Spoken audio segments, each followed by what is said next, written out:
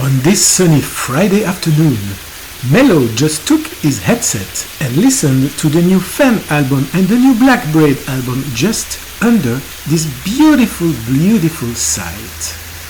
Yes, what a pleasure to discover the new FEN album under this willow tree with this water cascade over there. God, it's something really that I recommend you do while you discover the new FEN album. Let's talk about that a little bit more. Hey, what's up guys? Welcome to Made Out of Metal. And yes, that has been an absolutely fantastic day for me. The sun was shining, I went to a spa, with my blanket, on a chair just below a beautiful willow tree, and I listened to the new FEN album with this sight, with this landscape. And oh my god, what an experience. And I'm gonna tell you, without any weight, this album, which vinyl I received today as well, the date released, this album is maybe, I say maybe, by the time I'm speaking now, July the 7th, my potential #1 album of the year. It surpasses everything that I heard this year. And why is it so good? Let me explain to you something about FEN. FEN is a British band hailing from London, and they produce a mix of atmospheric black metal and maybe shoegazy elements, so we can call it maybe post-black metal elements there in their music. It's a three-piece composed of Grungin at the bass, at the vocals, the Watcher at the guitars and at the vocals, and JG at the drums since 2020. So it's three guys. The name FEN comes because they come from a region in England that is called the Fens, and the Fens have very flat and mysterious landscapes with many marshes and wetlands. The band members grew up in this area and found much of the inspiration for their music and themes from the atmosphere of this area. Look at this. Of course, you feel inspiration, when you write, when you compose, with such a beautiful landscape, And I gotta say that I get the same feeling when I was listening to their album this afternoon, and it was not really the same landscape, but I get what they mean, by getting the inspiration from the nature. And I don't know if it was because I was experiencing the same, just watching all around me, with the nature surrounding myself, while discovering track by track by track on this album. But this album has such a huge impact on my mood and on everything. After I finished the first listen, I was, wow. I just took a blast, man. I just took a blast because they really mix at the perfection black metal with really, really black metal growls, but coupled with so much atmospheric moments, so much shoegazy moment, even if it's less shoegazy than the previous ones, according to me. But they really switch between one state to another, black metal to atmosphere. And God, so many things happen in the same track. And we're talking about a long album, but coming to that later. So they were formed back in 2006 when they released their first demo, Ancient Sorrow, which became their first EP in 2007. Their first full-length album was released in 2009, and now we are talking about their 7th studio album, Monuments to Absence, that was released today, July the 7th, under Prophecy Productions.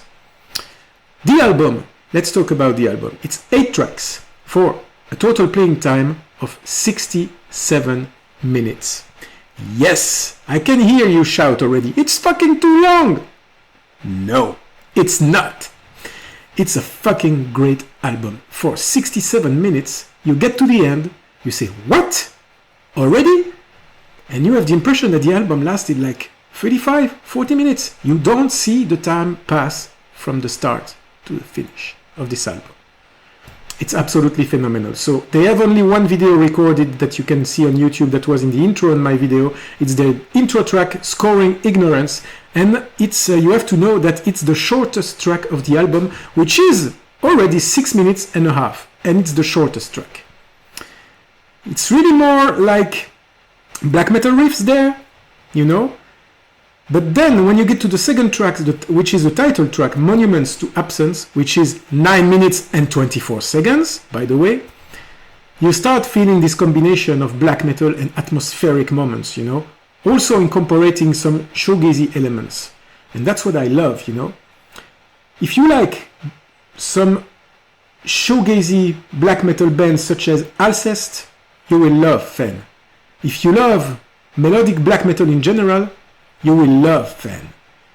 And they take both genres and they combine it together, and it's really, really done to the perfection once again.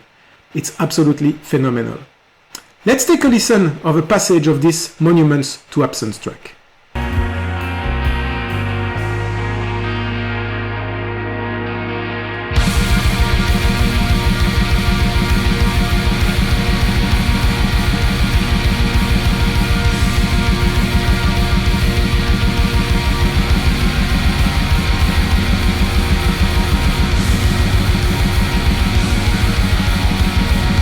On track number 3, Frawl, I don't know if my pronunciation is correct. It's a 7 minutes 23 seconds track. And again, it starts with such an atmospheric moment.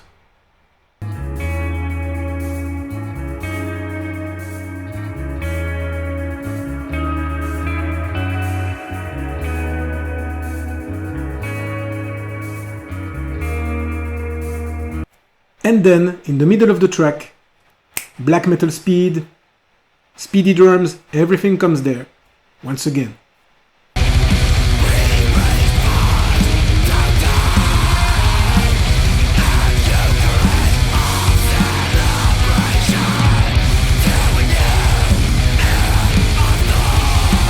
Then you get to track number 4, To Silence and Abyss We Reach, which is clocking at 7 minutes and 40 seconds. And there, you start directly with the speedness, you know, you start directly with the black metal riffs there. And I gotta say that it's maybe the less atmospheric track on the album, but it's not the least interesting track. Well, actually, there's no least interesting track on this album, just as easy as that.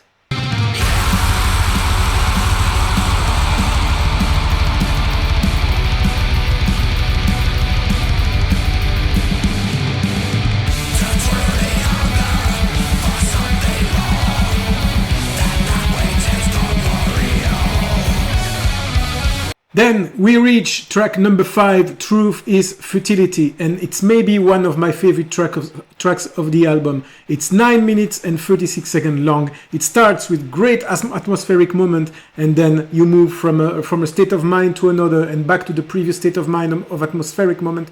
It's just crazy.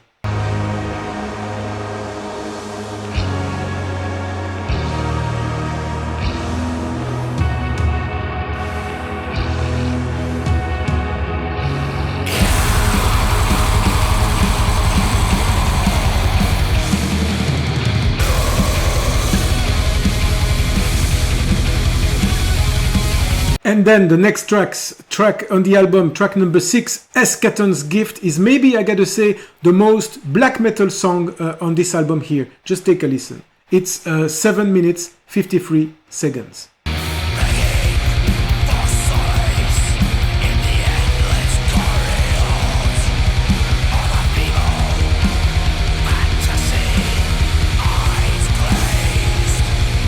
The same goes for track number 7, Racked, a pure demonstration of what melodic black metal must, you know, listen like. It's absolutely phenomenal. It's a great example of what is the definition of melodic black metal, according to me. It's 9 minutes and 8 seconds. Listen.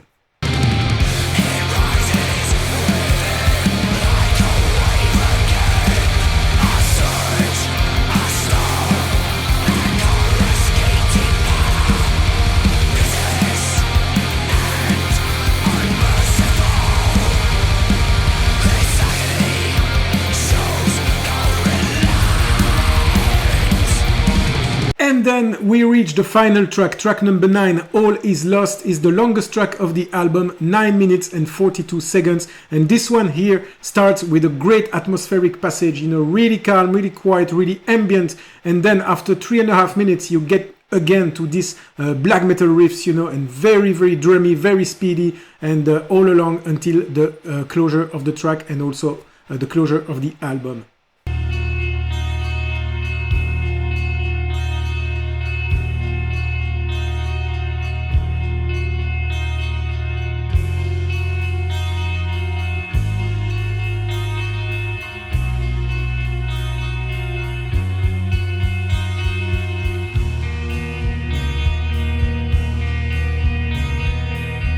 To do a quick summary of what I just said, I'm sorry for the brief description, but at first I was thinking to record this video in French because I can transmit more my feelings, and I have of course more vocabulary to express, you know, my feelings and the way I get the album, you know. But then I switched to English, but in English I don't have the vocabulary, you know, to really express my feelings and everything as I would do it in French. So I just hope that this description was enough for you and gave you the appetite to go listen to this album. Please do, otherwise you would really miss a great album. So this is all I can say about FEN's new and 7th LP, Monuments to Absence, that was out this Friday, July the 7th, under Prophecy Production Records. It's absolutely phenomenal. Don't miss it. Don't miss a second of this album. Honestly, it's in a good position to finish on the throne for me for 2023 at the moment I speak now, and it's absolutely great. So the vinyl comes, of course, with a double record, and it goes here. It's limited, I think, to 300 copies worldwide, and it's this marbled red edition, double disc, of course, 66 minutes, so 67 even. And yeah, so honestly guys, this is my album of the week. This is potentially and more probably my album of the month, and we will see by the end of the year where it stands. But it's good. But there is another one that can, you know, be the rival for this album. Maybe I didn't get the same feeling about this one than the FEN album, but it's a great competitor too. Let's move now to act number 2 and my second album review. I'm bringing you now to the state of New York in the USA.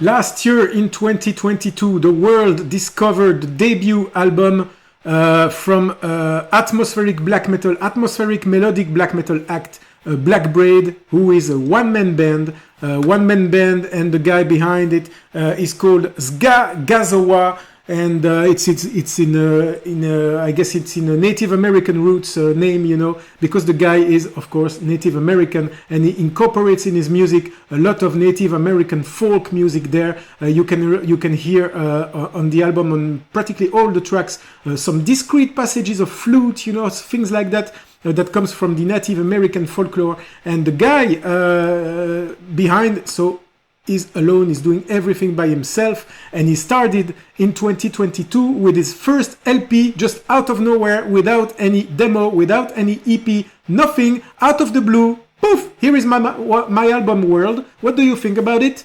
And the world was crazy about this album Black Braid 1, which was released in 2022, more precisely on August 26th, 2022, and he released it independently, so it's not under any label, under any contract. And what is crazy about that first, he's alone, he writes, he composes, he does everything on his own. He's been there since August 2022, and he already played at the Hellfest festival. Who can do the same? Really? That's just to tell you, you know, the amplitude of the music, the craft, the art of this guy. And now, not even 1 year after the first album, he comes back with a second album.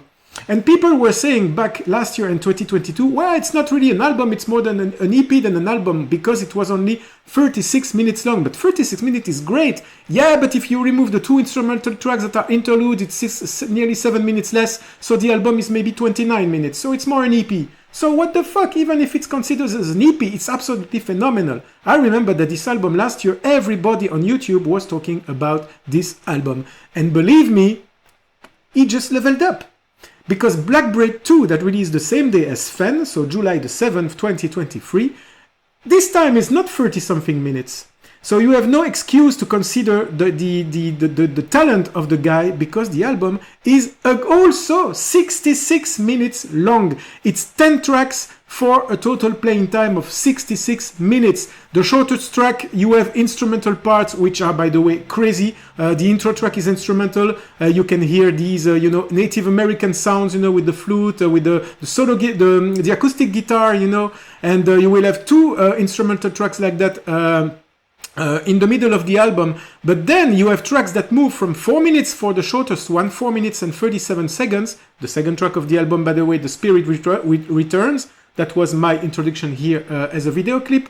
But you have tracks that go to 7, to 11, but also to 30 minutes, nearly 40 minutes for the song number 5, Moss-Covered Bones on the Altar of the Moon, which is absolutely crazy. And it's the same word that I can use for the whole fucking album. This album is a pure blast, a masterpiece. You have to discover and to recognize the talent of this guy here, because he's absolutely fantastic. Even the New York Times wrote an article about him.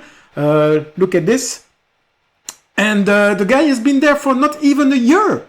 He just dropped his album out of the blue last year in August, late August, and not even 1 year after, boom, here is my second album. And his second album is, wow, leveled up, but so much, high in the sky. This album is amazing. Melodic black metal, atmospheric black metal, whatever you call it. You incorporate some flute, some Native American guitar, acoustic guitar there, and the way it's written, the way it's composed, the way it's produced as well is absolutely fantastic.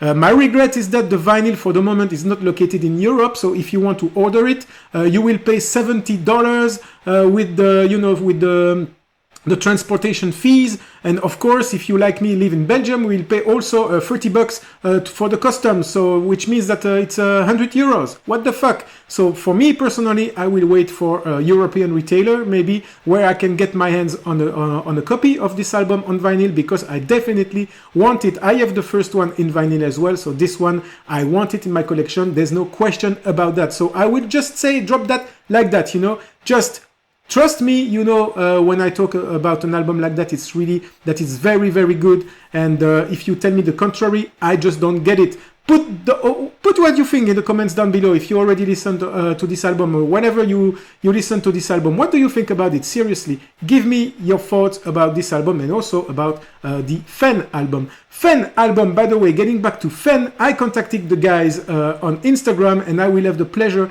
to interview the lead singer, the singer who performs the growls in FEN. I will have the pleasure to interview him this Sunday at 2 p.m. Belgium time. So if I have the time, I will compile that in a video, edit a good video for you, and the video will be available on the channel on Sunday night directly at 8:30 sharp. Voilà, cadeau. Enfin voilà, 2 albums, FEN, Black Braid. That's it for me for this week, but believe me, you will spin both of these albums again and again and again. If you don't, I don't know. I don't understand. Maybe you have shitty tastes. I'm kidding. This was Melo. I hope that you liked this video. Please don't forget to share, to comment, and to subscribe to Made Out of Metal if you love my work. And I will see you guys very soon for a next episode. This was Melo. Ciao. You know we will meet again.